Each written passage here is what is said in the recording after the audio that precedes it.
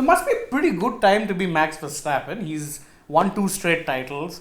Could very well be on course to get a 3rd straight title, which would actually put him in rarefied air. There's been few who've actually managed to get 3 on the trot. And in fact, another Red Bull driver who did it just, maybe a decade earlier. But once again, unfortunately, he finds himself in the news for, let's just say, the wrong reasons. And the wrong reason is dangerous driving. I mean, now we've heard, it's coming from Max Verstappen that the new drivers are now driving dangerously, especially Charles Leclerc. I don't know if it's actually George Russell. But he's also said the same thing about Charles. He said the thing about Charles years back. Right now, the target was Princess George after Azerbaijan. He actually called him that in a media briefing. Oh no. He did. Yeah. And by the way, him and George are pretty much contemporaries. Not that much of a difference. Verstappen was in fact rushed through age groups, and he said that about George Russell because George Russell left him with a bit of a broken sidepod. Called him Princess George. Said that you have to leave a bit of space, which I found ironic. Yeah, I mean that is very rich coming from Max Verstappen since go back a couple years back. 21. Yeah, go back to 2021 and look at how Lewis Hamilton had been talking about Max Verstappen and saying that he hadn't seen someone as aggressive as Max Verstappen. Which is also ironic coming from Lewis. Yes. Because Lewis of young was himself a very reckless driver. Of course, age does tend to mature you, but in fact, you're talking about Lewis, I think one of the funniest things he said about Max was on team radio. And he said this guy is bleep crazy. Yes. Because I think he had forced him wide somewhere. It was one of many, many instances. Putting others' lives in danger. Yeah, that too. Yeah. That too. It flies around a lot. But with Max, I mean, what I found really ironic about all of this is that Max himself has often preached or talked about how he's a proponent of hard but fair racing. That's his word, hard but fair. Yeah. This thing, and in case any fellow wondering what's being referred to here, in the sprint race, turn 1 at Baku, Russell rather aggressively managed to get past. And he got past, by the way, pretty fair. It was aggressive in the sense that most people were like, whoa, that was this close. But there was no contact made initially. But afterwards, there was a little bit of contact. But you could equally blame Verstappen for saying that he could have also held back. By that point, the racing line had been seeded. Racing line was George's, which meant that Verstappen should cede. Didn't really do that. And then, there was a coming together. I mean, I don't think at this point Max has any, credibility talking about aggressive driving or recall, Imola, Brazil. Those crashes were... Italy. How can we ever forget Italy? Yeah. You were on top of Lewis Hamilton's head trying to reverse the car. I mean, if the halo hadn't been there, I think it would have been very fatal for Lewis Hamilton. Yeah, I think it would have been the best case scenario would have been him being paralyzed. Yeah. That was the best case scenario. So I don't know. And I like Max Verstappen, the driver. I think, if you're talking purely on talent as generational, and this is in a, field that includes the likes of Lando Norris, a Russell, a Leclerc, all of these guys have potential to be world champs. Verstappen is obviously, you can say, a level above them because obviously a little younger, 2-time world champ already, competing for the best team on the grid right now. But he does tend to come across as a little bit entitled. It's like, okay, I can race people hard. I can do it. But you can't do it to me. Yes, and that I find so problematic. It's like, okay, I get it. You want to be raced. You want to race hard. Then if you can't dish it out, to quote a certain captain who you're a big fan of, an Indian captain, a former Indian captain, if you give it, you have to know how to take it. Absolutely. Otherwise, don't give it. Otherwise, don't give it. And that's the thing with Verstappen. I'm like, okay, why? You talk this big game about being aggressive, then let others be aggressive with you as well. That was his whole brand, being aggressive. And I think this is a very interesting thing because I think drivers come to this full circle when they start out young, in F1, F2, F3, they're coming out, making their way as these aggressive, hard drivers. But then as they come and, make their place in F1 and get a few championships, they're like, no one should be racing as hard as me. Or either, someone like Charles Leclerc comes up or a George Russell comes up and starts to threaten their position.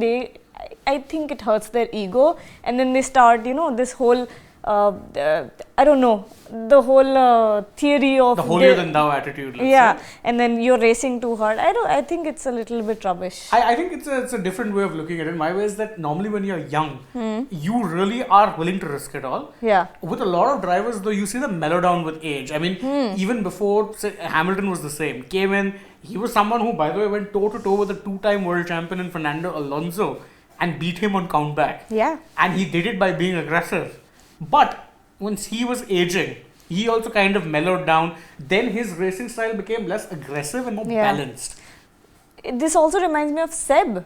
Oh, yes. Seb in his younger days was, I think, a little bit... I think you could relate him to Max Verstappen, the way he used to race. In fact, who can ever forget, I think 2013, Multi 21, when despite having team orders to not overtake Mark Webber, he did it anyway. That's not just aggression, that's truancy. You're ignoring a team order. And by the way, had the shoe been on the other foot, Webber would have been, read the riot act. Yeah. As it was Vettel, he got away with at most a slap on the wrist. All he had to do was apologize publicly to Webber. I think this is a very, very interesting point to take on, because I think this also happens in other motorsports. Look at MotoGP, right? When Casey Stoner was at the peak of his career, winning all these world championships, Valentino Rossi had just started coming up. And I remember all these things, in 2004, 2005, Casey Stoner would go on to say Valentino Rossi is such a unsafe rider, he's putting other lives in danger.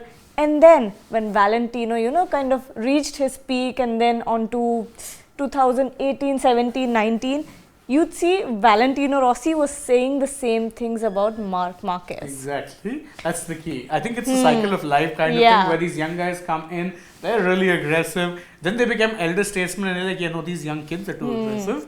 So I think that's part of the problem. But with Max, you can't even call him an elder statesman. Yeah, he's a two-time world champion, but he's young. He's very young. And for him to be adopting that sort of a mentality of, oh mate, you have to leave a little bit of space. Were you leaving space at 2021, the British Grand Prix? You had lost the racing line, if you're looking at it. What was that famous quote from, I think it was Shumi or Senna? If you see a gap and you're not going for it, then you're not racing. Exactly. But I think nowadays, a lot of drivers do take on the safety element a little bit more in their minds. Because the sport has pushed for it. And I think drivers themselves are wiser to the, let's say, towards the, let's say, the consequences of that. Right. You don't want to actually be causing crashes. Crashes are gonna happen. It's a dangerous sport. There's no two ways about it. But you have to be as safe as possible. And therefore, nowadays, you see a lot of drivers do tend to cede when, they know it's a lost cause. They do give up. Yes, and that's fine. I don't want to be seeing drivers crashing all the time. That doesn't make for good racing. It makes for stupid racing, that you're crashing into each other. Like with Max, I kept thinking when the incident happened and I watched it on replay, I'm like, you have the quicker car. You have the quickest car on the grid. The first corner or the second corner of the first lap, do you need to be that aggressively looking to take back the position? You had 16 laps. In another lap, you'd have DRS. All you had to do was stay in DRS range and you'd have flown past the Mercedes, which is not actually the fastest car on the grid right now. The Red Bull is. By some distance, I'm thinking, you could have just done that. Play the long game. Play the percentage game. But again, that's something that's easier said than done. With someone like Max. Remember, this is Max, the guy who will fight for every point. If you remember, I'll go back to the Saudi Arabian Grand Prix, which Perez had won. So Perez was pushing really hard and he was in the lead. He was comfortably in the lead. He was asking his engineer, why are we pushing so hard? We don't need to be pushing this hard, guys. And then at the same time on team radio, Max is going, do I have the fastest lap? His engineer said, we're not interested in the fastest lap. Verstappen's response was, but I am. And he actually did end up taking the fastest lap in the last race. This reminds me of the Silverstone race when Lewis had blown his tire. I think it was 2020. Yes. And I remember Max was pushing his team really hard to not pit and finish the race. I think there were 4 or 5 laps remaining, and then but they made him pit anyway, of course. And then in the last 2 laps, Hamilton's tire blew on the final lap. Yes. But he still ended up winning. And Max was cursing and cursing because his team had pushed him to pit, and he said something like, I don't want to drive like a granny or something. Yeah. I remember that. And that was the time, by the way, when I think team radio and stuff was coming a lot more into focus due to the very simple reason that you had empty stands. Yeah. So people were more interested in knowing what was going on behind the scenes. And with Max, yeah, I think he's always had that this thing. He's wanted to race hard, which is good. But then don't have a problem when others do the same thing to you. And with Max, the thing is, I think also what's gotten to him. 2021, he was raced very hard by Lewis, because I remember Lewis earlier on was actually holding back. I think he drew a line at Silverstone because he's like, I'm not ceding my line to this guy. Consequences can happen, no problem. Yeah. But I can't cede my line. And as the season went on, he became more and more aggressive to try and actually, ensure that he won that 8th. He could have won that 8th, but that's a story for another time. Thanks, Michael Massey, if you're watching. But either which way, that's the thing is that to beat Max Verstappen, you have to be like Max Verstappen. Yes. So if you're Max Verstappen, and this is just my thing, my 2 cents, you have to be okay with these guys racing you hard, because you've done the same to all of them. All of them. So I think this is another debate we've had where we were very much on the same page. Yeah. I think we need to find more controversial topics. Yes, let's do it. Let's try that. Yeah, but for now, if you guys agree, disagree, well, you can let us know in the comments. Yeah.